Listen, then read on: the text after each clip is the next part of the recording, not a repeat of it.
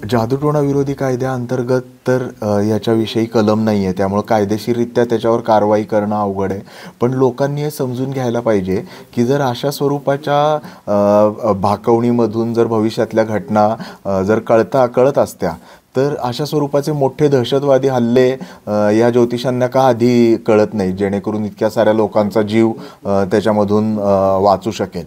तुम्ही जर गेल्या 5 वर्षातली ती भविष्यवाणी जर काढून बघितली तर त्याच गोष्टी फिरवून फिरवून परत परत सांगितल्या जातात.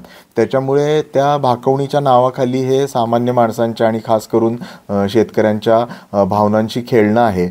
शेतकऱ्यांनी मला वाटतं अशा स्वरूपाच्या गोष्टींवरती विश्वास ठेवू नये. आपल्या प्रत्यक्ष श्रमावरतीच सगळ्या गोष्टी अवलंबून असतात. भविष्याला कुठलाही शास्त्रीय वैज्ञानिक आधार नाही आणि त्यामुळे अशा गोष्टींना आपण बळी पडू नये अशी मी अपेक्षा व्यक्त करतो. महाराष्ट्रातील सर्व बातम्यांचे विश्वासार्ह व्यासपीठ. सकाळच्या सर्व सोशल मीडिया प्लॅटफॉर्मला लाईक, फॉलो आणि सबस्क्राईब करा. तसंच सर्व नोटिफिकेशनसाठी बेल आयकॉन प्रेस करायला विसरू नका.